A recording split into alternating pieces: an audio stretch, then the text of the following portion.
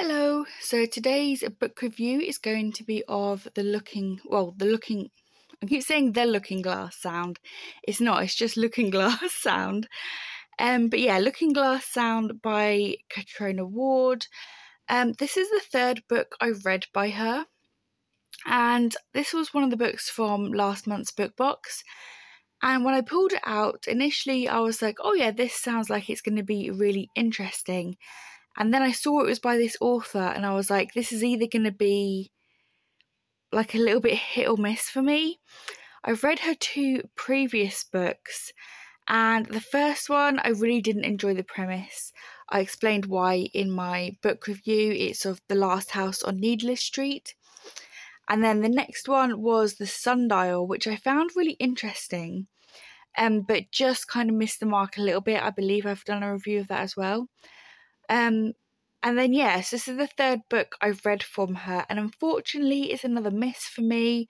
I think overall this author's writing just isn't for me, and I'll explain why.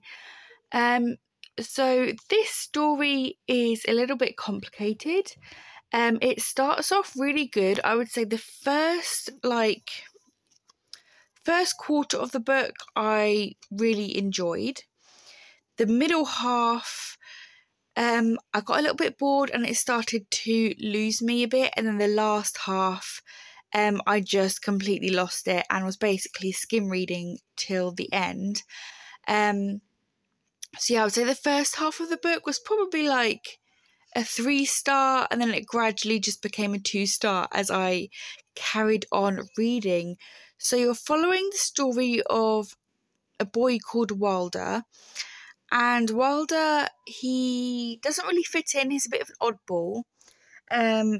He looks a little bit strange. He's got like these they keep describing these really big bug eyes. And all the characters in the book keep saying that he's an odd one. But I actually found, reading from his perspective, he doesn't really seem that odd, to be honest.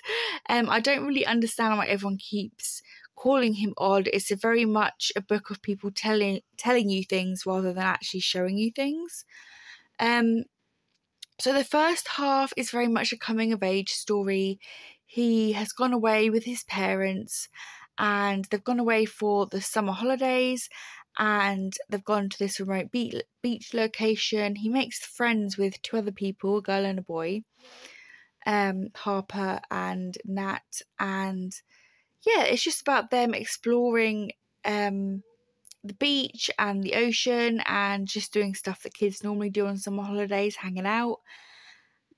But there's this kind of looming threat of the Dagger Man, which is this person who is in this village taking creepy pictures of children with a dagger, and it's all a bit mysterious. So that's the kind of thriller aspect. I'd say like it's a coming of age / thriller. And then obviously as the story progresses, what's actually happening unfolds, and there's, some traumatic experiences for the kids. And yeah, I would describe it pretty much as that, a thriller / coming of age novel. However, that part of the novel pretty much finishes within the first quarter, and you're like, well, if that bit of the story is done, what is the rest of the book going to be about? So it then goes on to follow Wilder in university or college, and he's struggling after his experiences as a child, and he meets this other boy, and then it feels like, again, another kind of coming of age story where he's having a difficult friendship with another boy, and they're getting to know each other and trying to help each other through difficult times.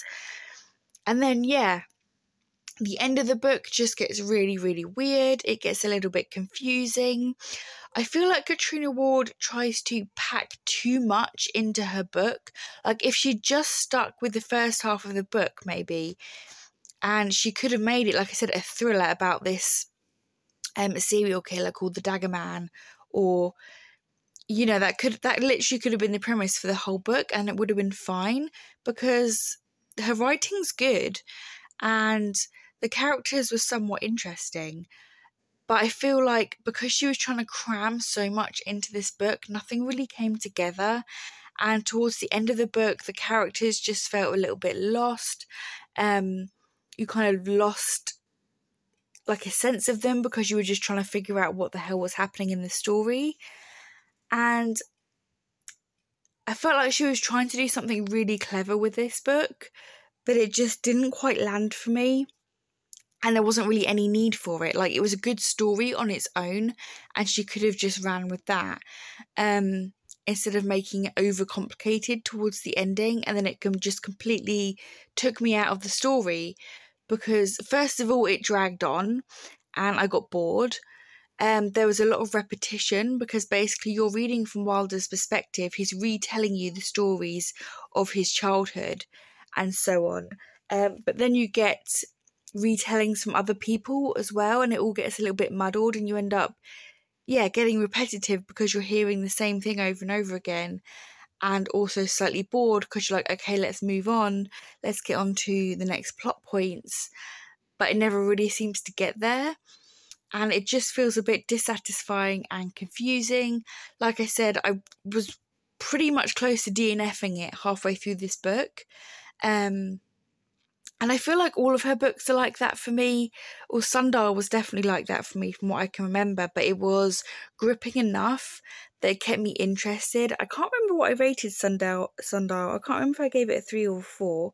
But I've still got it. And it was really, really interesting. Whereas this one, I felt like it just kind of petered out. Like, it was interesting. And then other things started to happen. And you got bored, and then you were hooked again by something else that happened. But then, the last quarter, I just really didn't care, to be honest.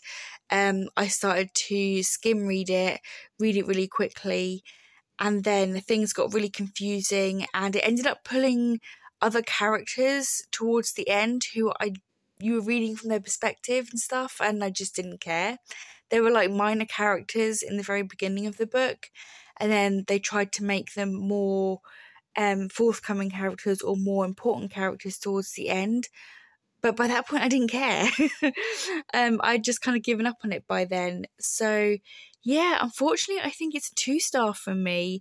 If it had carried on as it was in the beginning, it could have ended up being a 4-star.